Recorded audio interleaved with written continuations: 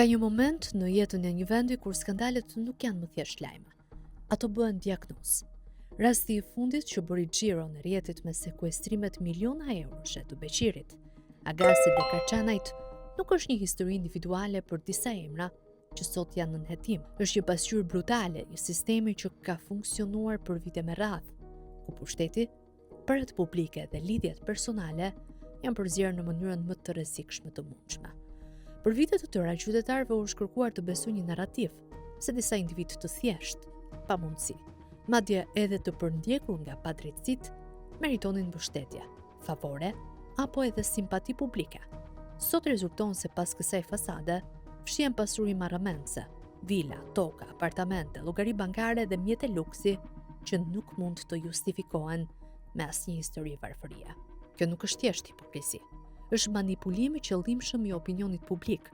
Nëse këta individ kanë qenë realisht të afërt me nivelet më të larta të pushtetit, atëherë problemi nuk është më vetëm penal, është politik dhe moral, sepse lind një pyetje e thjeshtë, por vetë shkatëruese. Si është e mundur që këta njerëz të ndërtojnë pasuri të tilla në syrin e shtetit, pa u vënë re, pa u hetuar, pa u ndaluar? Përgjigjja më e frikshme është se janë vënë re, por nuk janë prekur. Korrupsioni në Shqipëri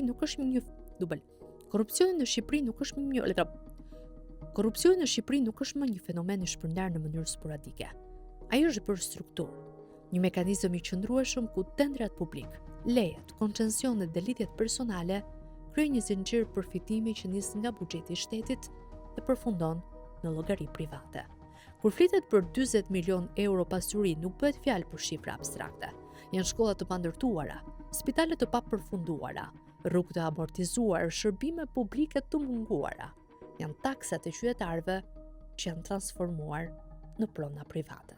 Dhe ndërkohë qytetari i zakonshëm vazhdon të paguan të vëshëm për çdo produkt, paguan taksa mbi pagën, paguan çmime të larta për shërbime minimale, ndërsa një kastë e privilegjuar ndërton pasuri që sot rezultojnë të jenë në nënhetim për burimin e tyre.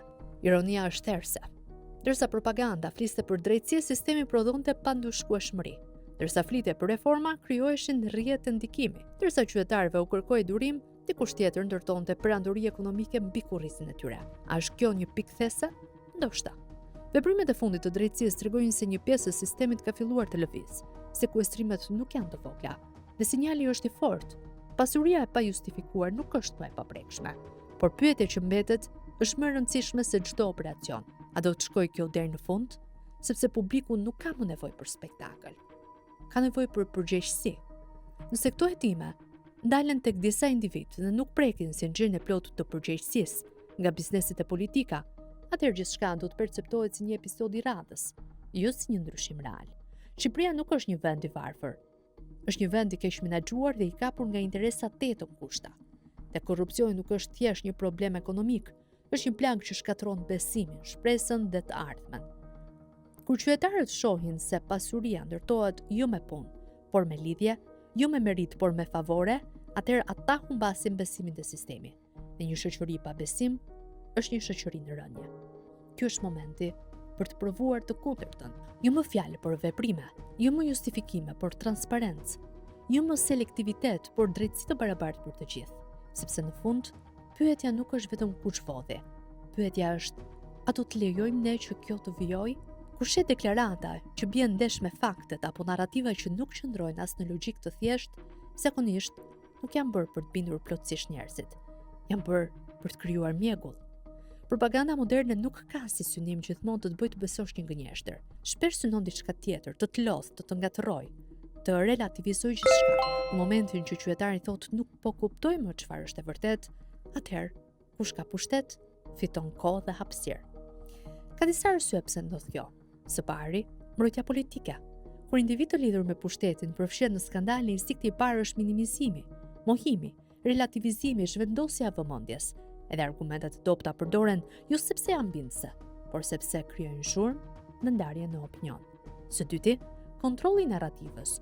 Kush kontrollon mënyrën si tregohet një histori, shpesh kontrollon edhe perceptimin e saj. Nëse lajmi nuk mohohet dot, atëherë zbutet, deformohet ose mbulohet me lajme të tjera. Mungesa e pasojave gjithashtu. Kur për vite me radhë nuk kanë dëshkim real, standardi bie. Deklaratat bëhen më të guximshme, madje edhe absurde, sepse nuk kanë kosto. Por pyetja më e rëndësishme është ajo që bën secili prej nesh. Kur do të marri fund kjo gjë? E në fakt, nuk ka një moment magjik ku sistemi ndryshon vetvetiu. Zakonisht ndodh vetëm kur bashkohen disa faktorë: drejtësi që vepron realisht, presion publik i vazhdueshëm dhe media që nuk mjaftohet me deklarata por kërkon prova. Shenjat që mund të tregojnë fundin e këtij cikli janë konkrete, kur hetimet nuk ndalen te nivelet e ulta, ku pasuritë jo vetëm sekuestrohen por edhe konfiskohen përfundimisht, kur përgjegjësia shkon deri tek ata që kanë pasur pushtet real, jo vetëm tek ndërmjetësit. Nëse kjo nuk ndodh, atëherë sistemi thjesht riciklon veten. Është e rëndësishme të mos biesh në një tjetër kurth që shpesh krijohet nga kjo situatë: bindja se asgjë nuk ndryshon.